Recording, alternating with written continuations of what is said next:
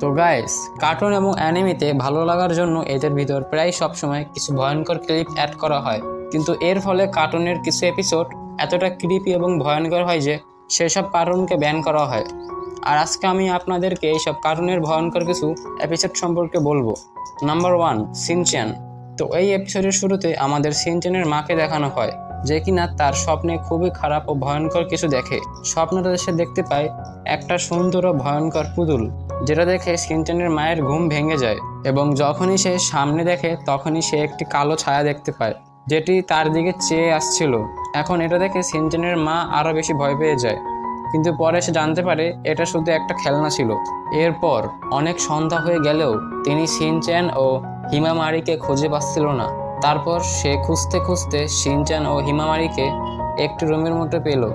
সেখানে তারা দুজনে খুব শান্ত শিষ্ট অবস্থায় বসে থাকে এবং যখনই তারা দুজন তার মার দিকে তাকায় তখনই তার মা দেখতে পায় যে তাদের মুখে বিভিন্ন ধরনের চিহ্ন ও কালি দিয়ে ভর্তি।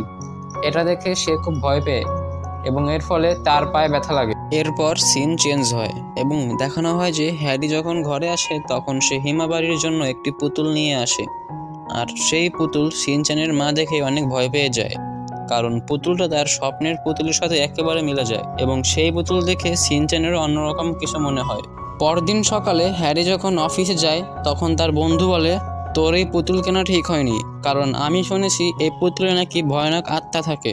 পুতুলটি পেয়ে হিমাবারি অনেক খেলতে থাকে, যেটা দেখে শিনচ্যান তার কাছ থেকে পুতুলটি নেওয়ার চেষ্টা করে এবং পুতুলটি নেওয়ার সময় শিনচ্যানের মনে হয় যেন পুতুলটি জীবিত এবং কথা সে তার মাকেও বলে।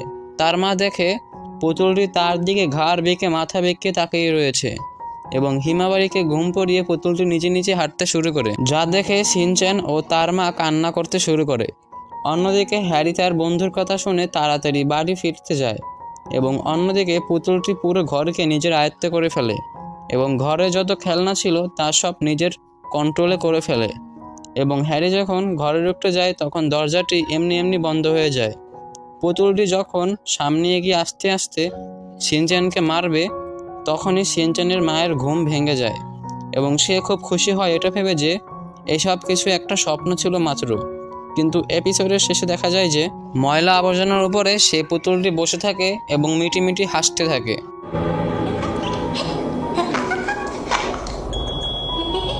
নাম্বার 2, স্পঞ্জবব রেডমাস্ট। তো গাইস, এটা স্পঞ্জববের অনেক ভয়ানক একটা এপিসোড। এখানে আপনি দেখতে পাবেন যে স্পঞ্জবব একটা একটা করে দরজা খোলে, কিন্তু যখন সে 3 নম্বর দরজা খোলে তখনই সে দেখতে পায় 3 নম্বর দরজায় তার নিজেরই প্রতিবিম্ব দাঁড়িয়ে আছে। এখন ওই এপিসোডকে যখন অন্য কান্ট্রিতে এয়ার করা হয় তখন এই সিনকে চেঞ্জ করে ওইখানে এক বাচ্চার সিন দেওয়া হয়। এখন এই সিনটা চেঞ্জ করার পিছনে একটা কারণও রয়েছে। আসলে এই স্টোরি এত পপুলার যে যারা এটাকে অ্যানিমেট করে তাদের মধ্যে একজন স্টুডেন্ট ইন্টার্নে কাজ করার জন্য আসছিল। তখন সে একটা এপিসোডকে দেখে যার নেম ছিল রেড মিস্ট, আর ওর কাজ ছিল এপিসোডকে রিভিউ করা। তাই সে এপিসোডকে দেখতে থাকে এবং দেখতে দেখতে এপিসোড আরো ভয়ানক হতে থাকে। আসলে এই এপিসোডে দেখানো হয় স্ক্রোওয়ার্ড একটা বাদ্যযন্ত্র বাজাতে থাকে, কিন্তু সেটা কারো পছন্দ হয় না, যার কারণে সে ডিপ্রেশনে চলে যায় এবং ডিপ্রেশনে তার চোখ লাল হতে থাকে এবং এইসব কিছু সহ্য করতে না পেরে সে নিজেকে গুলি মেরে ফেলে, অর্থাৎ সে নিজেকে নিচে মেরে ফেলে সুসাইড করে।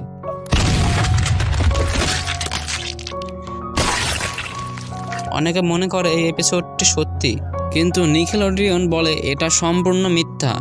তো গাইস, আপনাদের এই ভিডিওটি কেমন লেগেছে তা অবশ্যই কমেন্টে জানাবেন এবং আমার চ্যানেলটিকে অবশ্যই সাবস্ক্রাইব করে পাশে থাকবেন এবং এরপর কি ভিডিও দেখতে চান তা অবশ্যই কমেন্টে জানাবেন। তো ভালো থাকবেন সবাই, আল্লাহ হাফেজ।